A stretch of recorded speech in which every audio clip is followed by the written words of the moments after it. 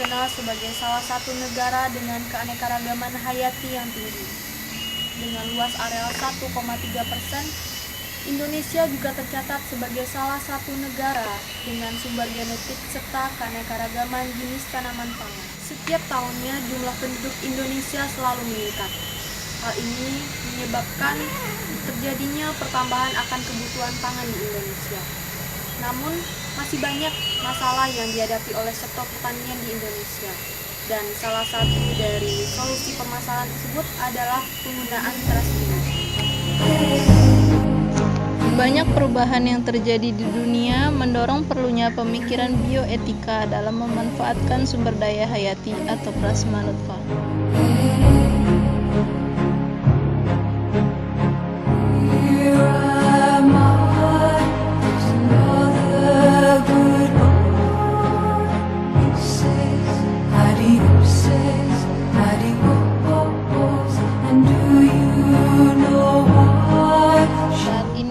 Manusia tengah menghadapi 4 masalah besar, salah satunya adalah peledakan penduduk yang memang merupakan masalah pertama dan sekaligus merupakan titik pangkal permasalahan lainnya. Tentunya kita harus dapat mencukupi kebutuhan dasar, salah satunya adalah kebutuhan akan pangan. Dalam memenuhi tuntutan itu, tidak ada pilihan lain selain mengeksploitasi sumber daya alam lingkungan yang tersedia. Akibatnya, eksploitasi sumber daya hayati serta penggalian sumber daya alam yang dilakukan secara besar-besaran menyebabkan timbulnya masalah ketiga, yaitu kerusakan lingkungan hidup serta musnahnya beberapa sumber daya alam hayati.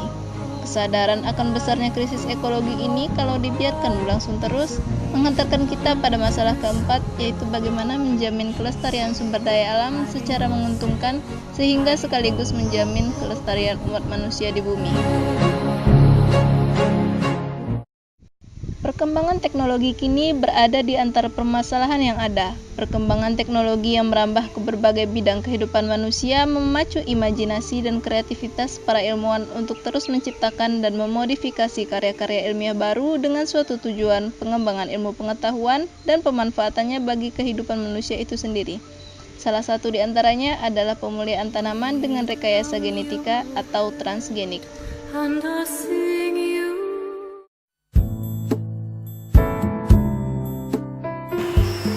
Transgenik merupakan rekayasa genetik.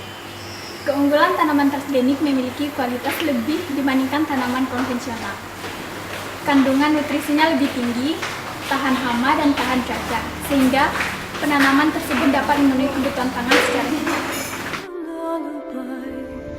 Bentuk penelitian dan temuan yang dilakukan ahli rekayasa genetik tanaman adalah melakukan transformasi gen dengan tujuan untuk memindahkan gen yang mengatur sifat-sifat yang diinginkan dari satu organisme ke organisme lainnya. Dengan teknologi rekayasa genetika itu, gen dari berbagai sumber dapat dipindahkan ke tanaman yang akan diperbaiki sifatnya. Pada dasarnya, gen yang ditransfer tersebut haruslah gen yang bermanfaat yang belum ada atau belum dipunyai oleh tanaman tujuan. Kalau secara ilmu, terutama ilmu fisiologi tumbuhan, ini merupakan suatu kemajuan dengan ditemukannya metode untuk mendapatkan tanaman transgenik. Ya, kita bisa mendapatkan tanaman-tanaman yang tahan terhadap serangan hama, tahan terhadap penyakit, kemudian bisa mendapatkan tanaman yang bisa tahan terhadap kekeringan ataupun juga faktor-faktor lingkungan yang lainnya. Kalau kita bergerak dalam bidang ilmu fisiologi tumbuhan tentu sangat mendukung dengan adanya penemuan ini atau adanya tanaman, karena ini merupakan kemajuan dari teknologi dan juga ilmu pengetahuan.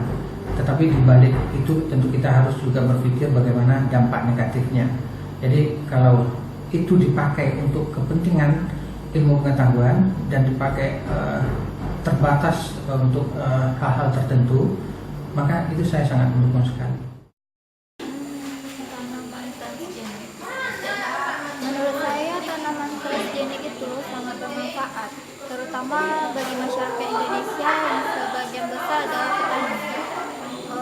Karena dalam memenuhi kebutuhan pangan, transgenik berperan dalam meningkatkan produksi, kualitas hasil panen, dan perbaikan pasca panen.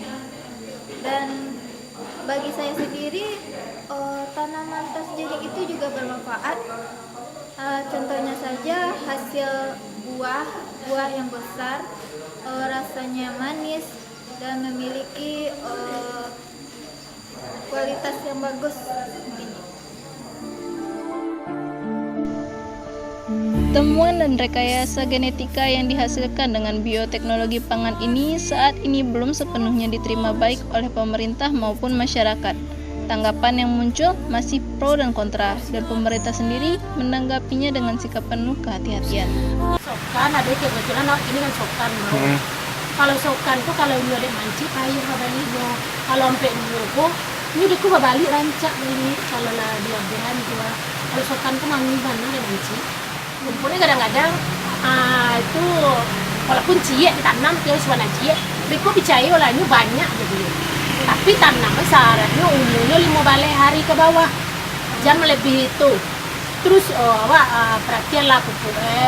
Kalau aku waktu siang lah, lihat ada pokok lah.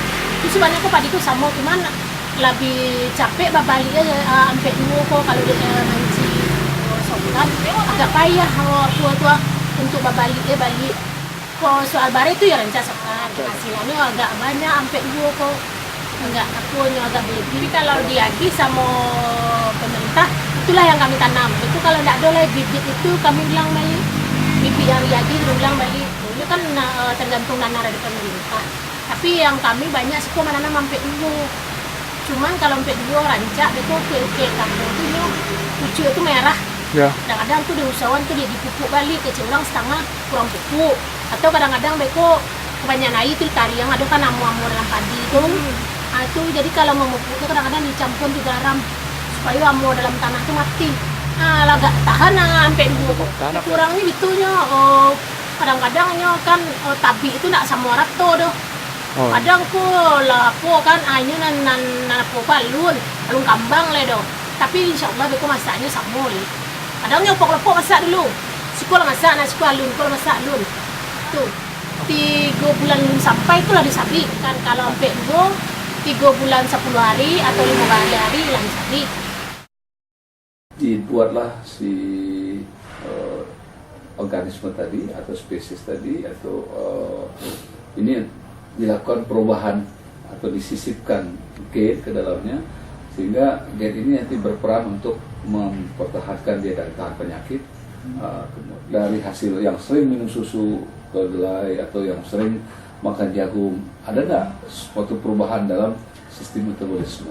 Seman manusia melakukan uji coba terhadap manusia gitu dengan menggunakan transgenik tadi.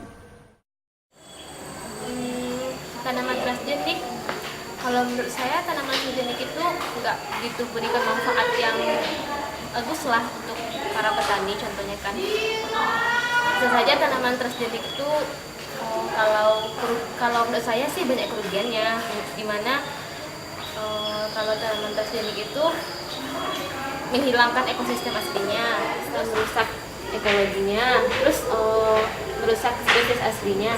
Dimana kan kalau transgenik itu kan hilangnya spesies aslinya itu kan terjadinya spesies baru. Kalau kita menggunakan produk-produk transgenik, ya, itu kan secara susunan DNA-nya atau susunan genomnya itu kan sudah mengalami perubahan. Nah, banyak makan yang hasil transgenik itu daya imunnya berkurang. Nah, dikhawatirkan nanti akan menimbulkan penyakit-penyakit yang penyakit baru. Sejauh dia untuk ilmu pengetahuan itu saya masih bisa tolerir, saya masih bisa terima.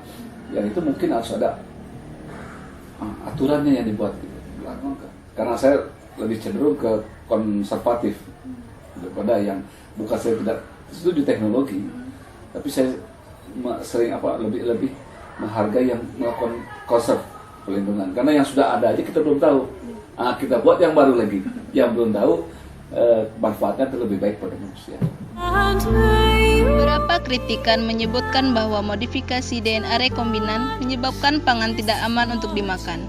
Kelompok pecinta lingkungan mengkritik bahwa organisme transgenik menyebabkan kerusakan keanekaragaman hayati karena membunuh organisme liar yang berguna atau membuat organisme invasif yang dapat merusak ekosistem lingkungan. Namun tidak bisa kita pungkiri bahwa transgenik juga dapat membantu umat manusia dalam memecahkan masalah global akan kebutuhan pangan saat ini. Dan disinilah peran pemerintah yang hendaknya mengontrol pemanfaatan produk rekayasa transgenik untuk disebarluaskan ke masyarakat.